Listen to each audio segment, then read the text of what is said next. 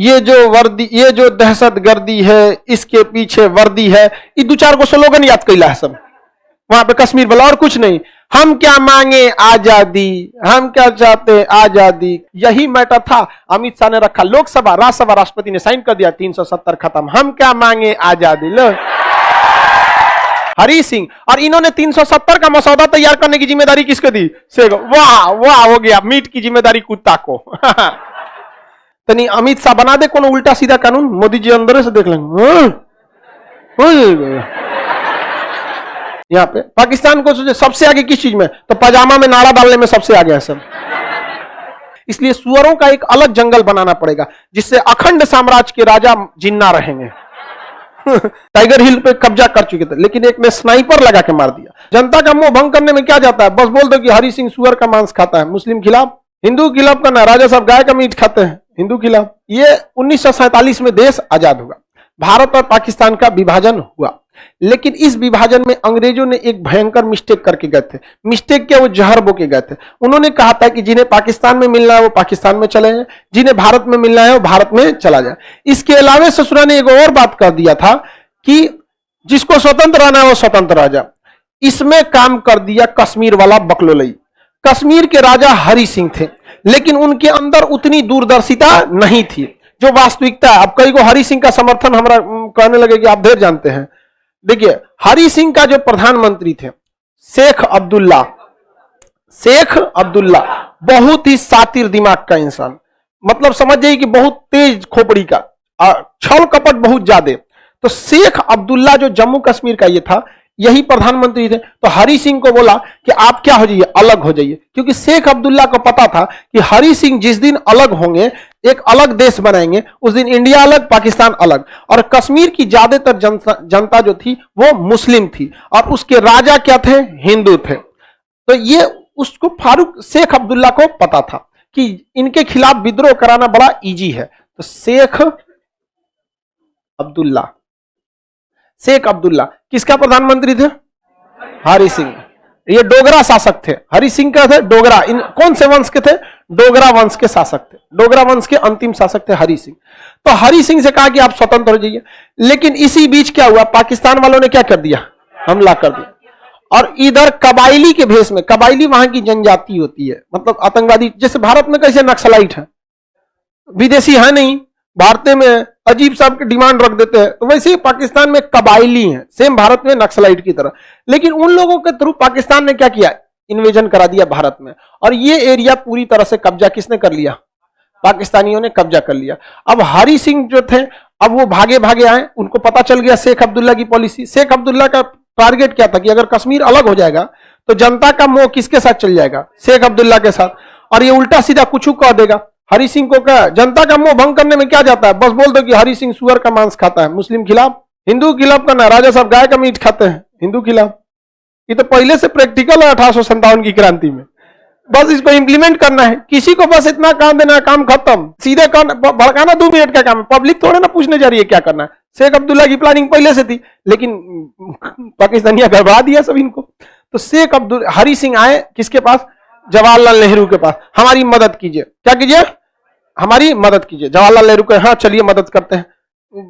सरदार पटेल कह गए महाराज शांति से बैठिए, मदद करते हैं। चोट्टा कहीं का हरि सिंह बोले थे तोरा भारत में मिलने के लिए, तो तोरा अपने नौटंकी था, अलग देश बनाएंगे, भाग। कहा है महाराज हम आधा कब्जा हो गया है, और छोटा सा हमारा बेटी पर तो उठा ले जाएगा सब बचा लीजिए। तो कहें 21 शर्त में बचाएंगे, साइन कर यहां पर। तो उन्होंने साइन किया 26 अक्टूबर 1947, 26 अक्टूबर 1947 को साइन कर दिया। कहां पर, भारत में विलय पत्र पे। तब तक भारत पर आधा कब्जा हो चुका था कबाइलियों का, और वो पूरे भारत में हर बड़े जगह पे घुस चुके थे। तो उस समय जितना सेना के बड़े अधिकारी थे वो इंग्लैंड से पढ़ के आते थे, और उसमें ब्रिगेडियर उस्मानी थे, वो उस समय बलूच रेजिमेंट में थे। बलूच अभी पाकिस्तान में है। तो देश का जब विभाजन हुआ तो जिन्ना ने कहा था इनको ब्रिगेडियर उस्मानी को, आप आ जाइए, बलूच रेजिमेंट का कमांड आप ही संभालिएगा। ब्रिगेडियर उस्मानी ने कहा भागता है कि नहीं, यहाँ पे आ जाइए। यहाँ पर सेना में जब शपथ लिए थे तो यही शपथ लिए थे कि जब तक जीवित रहेंगे भारत की सुरक्षा में हम लगे रहेंगे। तुम आज विभाजन कर दिया तो हम अपनी शपथ का विभाजन नहीं कर सकते, हम यहीं रहेंगे। सरदार पटेल ने देखा कि भाई ये आदमी ठीक है।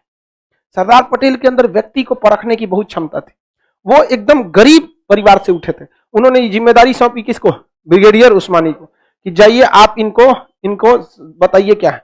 ब्रिगेडियर उस्मानी जब यहां से गए अपनी सेना लेकर, 900 से ज्यादा पाकिस्तानियों को मार दिए, साफ हो गया सब आते वहां पर। और नौशेरा में पाकिस्तानियों का कहना था, नौशेरा उस समय का बहुत टिपिकल पॉइंट था, वो हाइट पर था और वहां से भारत को बढ़त नहीं मिल पा रही थी, तो नौशेरा जीतने की जिम्मेदारी दी गई थी ब्रिगेडियर उस्मानी को। सुबेरे जिम्मेदारी दी गई, शाम को फोन आ रहा है ब्रिगेडियर उस्मानी का नेहरू के पास कि नौशेरा जीत गए। खत्म हो गया नौशेरा का कहानी। इनको नौशेरा का शेर कहा जाता था। बाद में युद्ध चलते रहा, यूएनओ में भी ये मुद्दा उठ गया। यहाँ पर बहुत सारे भारतीय सैनिक बहादुरी से लड़े थे वहां पर, इस बीच एक तोप का गोला आके इन्हीं के ऊपर गिर गया। यहाँ पर ब्रिगेडियर उस्मानी शहीद हो गए थे यहाँ पर। तो यहाँ पे इनकी कहानी नौशेरा का शेर कहा जाता था। और ये हमारा देश कब आजाद हुआ? 47।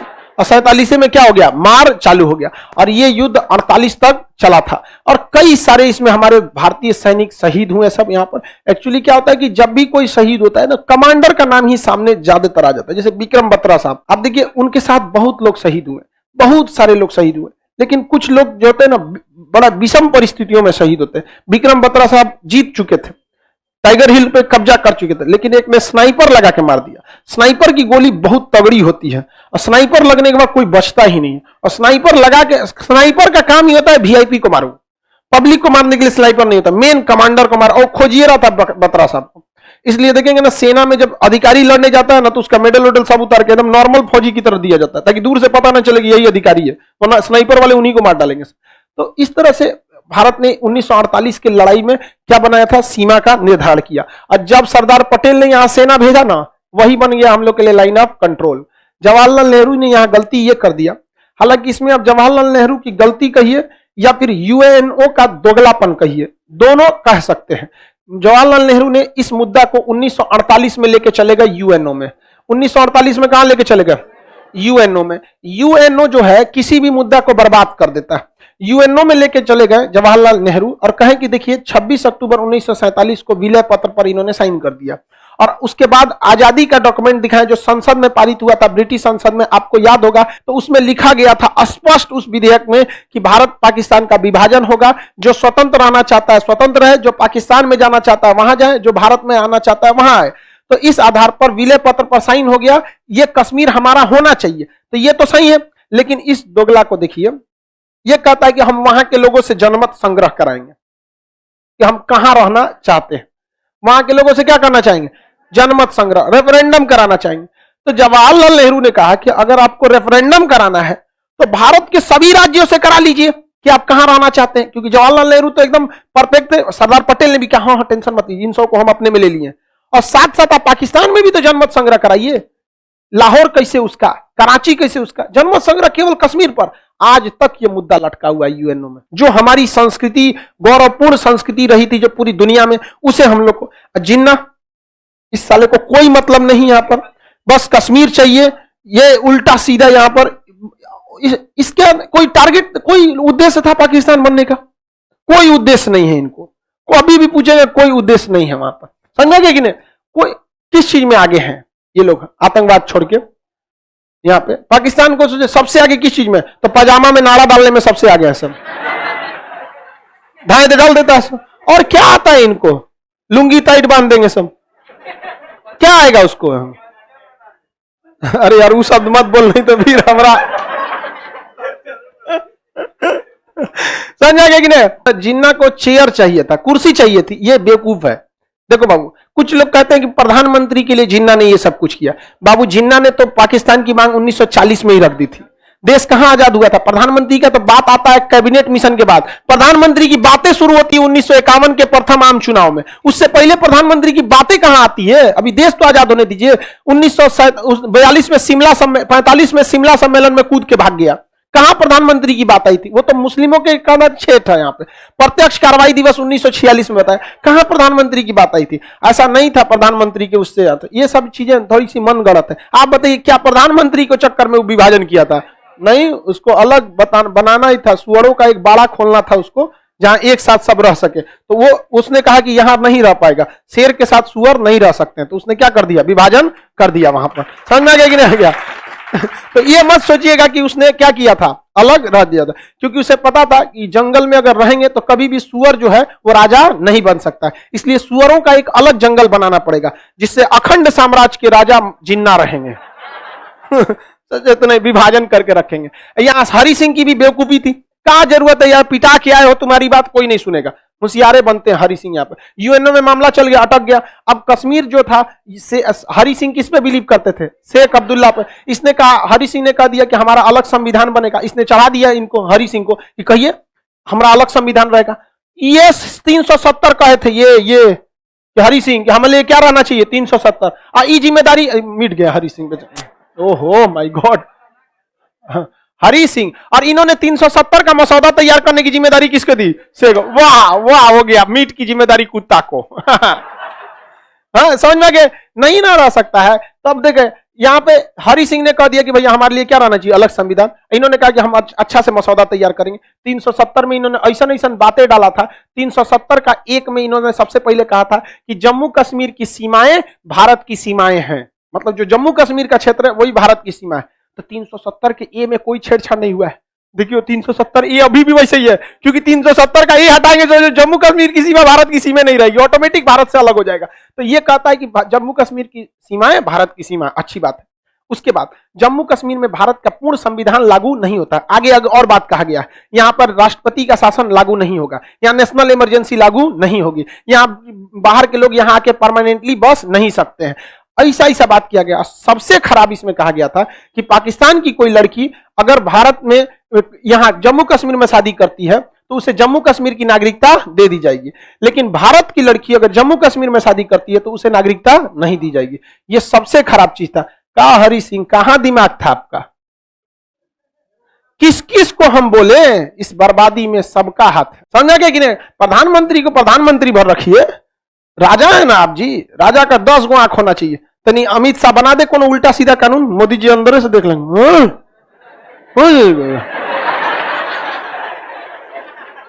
आराम में समझाइए, हटा, सही नहीं है ये। नहीं समझ आया? तीन लोग की जोड़ी गजब लगती है अपनी में। तो बताइए यहाँ पे यूएनओ में चल गया। 370 में ऐसे प्रावधान दिए गए थे और कहा गया था कि 370 में अगर संशोधन करना है तो जम्मू कश्मीर के विधानसभा से पूछना पड़ेगा। वाह, दही के गवाही चिवरा। कब अलग होगा सब। देहात में ये सब कहावत बड़ी फेमस रहता है सब। तो बताइए अजब संविधान। अब भारत में कब संशोधन नहीं कर सकता था, कहता है कि राष्ट्रपति या संसद। तो जम्मू कश्मीर में भारत का संसद संशोधन कर सकता है? नहीं। इसके बाद फारूक अब्दुल्ला के बाद आए शेख अब्दुल्ला, शेख अब्दुल्ला के बाद फारूक अब्दुल्ला। एक चीज बस इस सब में अच्छा ही था कि वो ये कहते थे कि 370 रहेगा, ये वाली पार्टी। अब महबूबा मुफ्ती तो कहती थी कि मेरी लाश से गुजरना पड़ेगा, 370 हटेगा तो मेरी लाश से गुजरना पड़ेगा, हमारा ट्रैक्टर तैयार है, आप लाश तैयार कीजिए।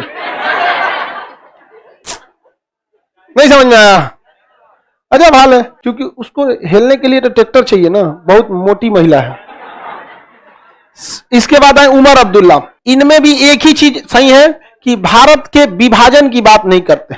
इस टाइप का नहीं कि मतलब ये जो वर्दी, ये जो दहशतगर्दी है, इसके पीछे वर्दी है, ये 2-4 को स्लोगन याद कैला है सब वहां पे कश्मीर वाला, और कुछ नहीं। हम क्या मांगे आजादी, हम क्या चाहते आजादी, भारत से आजाद। अरे यार, कम से कम ये उसमें मतलब उतना इन्वॉल्व नहीं रहते। कश्मीर का जनता को खुश रखने के लिए कुछ तो भाषा बोलनी पड़ेगी, लेकिन खानदान देख रहे हैं यहां पर उमर। अब लेकिन मामला क्या हुआ, जब वहां पीडीपी की सरकार बनी, पीडीपी, तो बहुमत पीडीपी को आया नहीं। अब बहुमत फारूक उमर अब्दुल्ला को, ये तो मर गए, ये अभी भी जिंदा है बूढ़े, और इनके बेटा जिंदा है उमर अब्दुल्ला, ये सबसे कम उम्र के सीएम थे। ना ही उमर अब्दुल्ला की पार्टी को बहुमत आया, ना ही पीडीपी को बहुमत आया, और ना ही बीजेपी को बहुमत आया, किसी को बहुमत नहीं आया। समझ में आ गया कि नहीं आ गया? तो बीजेपी या पीडीपी क्या बना ली? सरकार बना ली। गजब बात है। वो कहती है कि जब तक हम जिंदा रहेंगे 370 नहीं हटने देंगे, यही कहता है 370 हटाएंगे, लेकिन सरकार बना ली है दोनों। ये समझ में आ रहा है ना? सरकार बनाने के मैटर में कोई मायने नहीं रखता है इस सब चीज में। आप अगर बदल जाएंगे तो लोग पूछने लगे कैसे बदल गए, अरे यार इधर देखो तुम लोग। तो ये लोग क्या बना लिए? सरकार बना लिए। वो किस्मत अच्छा था कि इन दोनों में पटा नहीं। जब दोनों में पटरी नहीं खाया, पटरी नहीं खाने का मतलब समझते हो? दोनों में नहीं हुआ तो दोनों का गठबंधन क्या हो गया, टूट गया। तो ना इनको बहुमत, ना इनको बहुमत, ना इनको बहुमत, इसे कहते हैं त्रिशंकु हो जाना। क्या हो जाना, त्रिशंकु। अब ये गड़बड़ ये हुआ कि हमारे संविधान बनने में जब भीमराव अंबेडकर थे तो उन्होंने एक स्पेशल प्रावधान जोड़ा था कि जब किसी राज्य की विधानसभा चल नहीं रही है या भंग है तो उस कंडीशन में उस राज्य के लिए कानून राष्ट्रपति बना सकता है। और इन गधों की यह सबसे बड़ी भूल हो गई। आओ फाउंडेशन पढ़, अब तू तोरा पता चलेगा, हमें पढ़वे नहीं करेगा यहाँ पे फाउंडेशन। खैर ठीक हुआ उस समय हम लोग ऑनलाइन नहीं पढ़ाते, नहीं तो क्या पता सोचा पढ़ लेता सर और गठबंधन कर लेता सर कि 370 को जिंदा रहने के लिए हम दोनों का एक होना जरूरी है, तब राष्ट्रपति नहीं बना सकते थे। लेकिन गड़बड़ यही हो गया कि इनको तो लग रहा था कि राष्ट्रपति बिना पूछे नहीं बना सकते, और संविधान में स्पेशल प्रोविजन है कि जब विधानसभा नहीं चल रही है तो राष्ट्रपति को पावर है, क्या कर सकता है, संसद वहां कानून बना सकता है। यही मैटर था। अमित शाह ने रखा लोकसभा, राज्यसभा, राष्ट्रपति ने साइन कर दिया, 370 खत्म। हम क्या मांगे, आजादी लो। तुम चलाते रह गए पत्थर, हमने हटा दिया 370।